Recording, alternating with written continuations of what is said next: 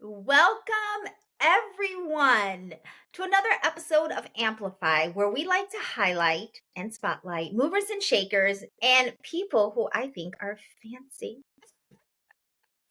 Fancy. Yes, you are, girl. Sue Hotel with Z Technology Solutions. Welcome again, because you are definitely a guest all the time. Oh, thank you. I love being on your show, on your podcast, Delilah. I You're just love very our conversations. Yes, no, I love our conversations too. And this one is very special. This one's a special one. This week, which is April, what is it, 7th through 11th, is it this week? Yep. In April, which I believe is like the second week of April or the third week of April, is Financial Literacy Week. If you didn't know, now you know. And Suha and I were very honored and grateful to participate and be a part of another book. So, Suha, go ahead and tell us a little bit about the book that we were a part of, the collaboration, and I'll let you with the details. Well, if you've been living under a rock and you don't have a LinkedIn account, then Yeah. you have not heard of our announcement. But yes, there are 14. It's an all-star, all-female group of Yes. authors. There's 14 of us. Hmm. I was actually the last one that was invited. So I was like, oh my God, am I going to be a part of this collaboration? But it was led by Dana Georgiou and Brooke Lapides, Hmm. who they both have really strong ties to financial literacy, specifically for kids and teenagers. And they really reached out to many of us to see if we would be willing to write. And so we've put together an in my opinion, a really great resource Yeah. for kids and teens to learn about financial literacy. And we've obviously tied it to Financial Literacy Month, and next week is actually Financial Literacy Week, as Yes. Delilah said. Yes. The book comes out on Monday, and it will be available on Amazon. And we will be letting you know when it's available to start buying it, because we'd love everyone in our networks and our tribes to really buy and share this book with teens and kids. We're hoping to get it into schools. We're Yes, hoping to we are. really raise awareness. It Yes. was such an honor to contribute to this book. Like I said, the authors, it's an all-star, all-female group. All of us are somehow related to mortgage and financial services or real estate. And many of us know each other. I can start throwing out names like Raquel Boris and Yeah. Leora Ruzin, Dee Zimmerman, Julie. Now I'm blanking out and I cannot think of her Brown. name. This is so, Julie Brown. yes, Julie Brown, Julia and Brown. so Yes. many other, Mhm. Elizabeth Tura. I mean, it's literally a who's who in financial services that have and obviously Delilah as well. So we Thank were you. all wrote one, or some of us actually wrote multiple chapters. I know, and we are so excited about the Yeah. book. Yeah. I'm really happy. It was honestly, it came at a time that I was really busy. So shout out to Brooke and Dana for working with me, because for me it was a struggle a little bit with the Mhm. timing. So thank you ladies so much for working with me, because I was traveling a lot in the beginning of Q1. Yeah, And so but your chapter, I believe you close out the book, is that I correct? do. Yep. Yeah, my chapter is the last chapter. And my chapter is chapter 9, and mine was definitely from the heart, and that was one of the things that I really really wanted um to talk about, because these are things that they're not talked about in schools, and they're not talked about in the home. And I don't think it's because they don't want to talk about it, it's just they don't know. They Like don't people know how to talk don't about it. know.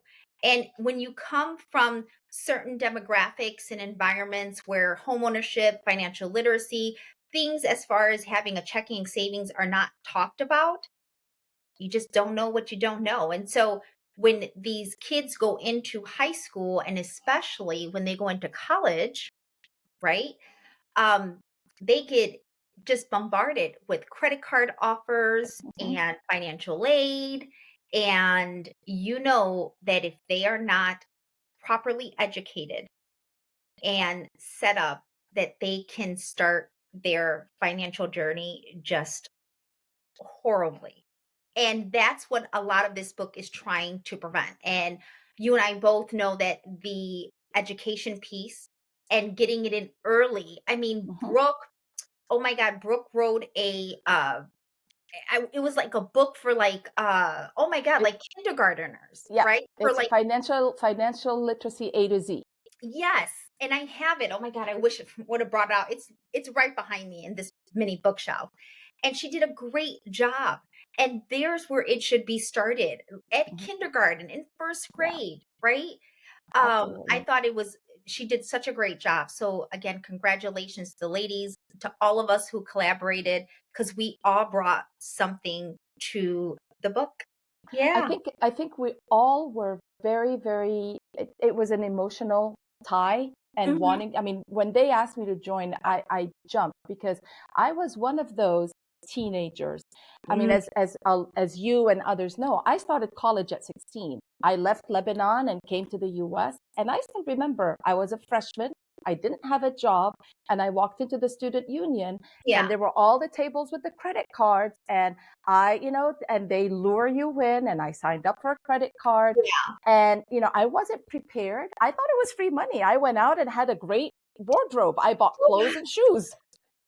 Yeah. 16-year-old, come on. And so and that's really where it started for me. And it took me a long time to change my bad habits, my bad financial habits. Because when you don't know and nobody talks to you about it, you just dig a hole for yourself, Yeah. and I and so I I agree. wanted to share my experience, and I wanted to share. My chapter is actually called, how to avoid the pitfalls and scams in financial literacy, Yeah. and making sure that you don't fall for these things. And I outlined 5 or 6 different things to look out for in the book. I'm not going to get into them now because I Yeah, want no, people to read the book. I don't wanna give too many details about it Eh, either, but I hear you. We definitely go into details. We share stories mhm. of do's and don'ts, mistakes that we personally made. Yep. One of my uh topics in my chapter was kind of like the keeping up with the Joneses. And I can strongly uh speak on this growing up with with my environment and coming from a black brown culture, right? Mhm. We have a very bad tendency of trying to keep up with the Joneses, and we always put ourselves in situations that we really can't afford. Mhm. Okay, like an $800 car payment, or every Jordan you can think of, gym shoe, right? Yeah. But yet we're renting. It just, it really bothers me. It really Yeah. does. No, Like you that said, is it not, really starts with education. It it really starts does. with It education, really and you does. have to start it. Dana, Brooke, and I were actually on a call with somebody in Louisiana yesterday. Like I said, we're trying to get the book into schools, Mhm. and Louisiana is one of the first states that is now requiring financial literacy as a unit Yes, to graduate from high school. that And is so we correct. were, this book can be a great resource, and it really can, the target audience is, upper middle school to high school. It's very easy to read. It's a great resource. Parents should sit down and read it with their children, I especially the agree. younger ones, and explain some of that information, because it starts in the home, goes into the schools, and we just have to make sure that we are giving those kids the right skills Yeah, to I handle agree. finances. I agree. We currently live in Florida. My youngest son graduated from high school right here in Orlando, Timber Creek High School, and in 2024. And he was, I believe, that first class that had to take a whole Mhm. semester of financial literacy in order to graduate.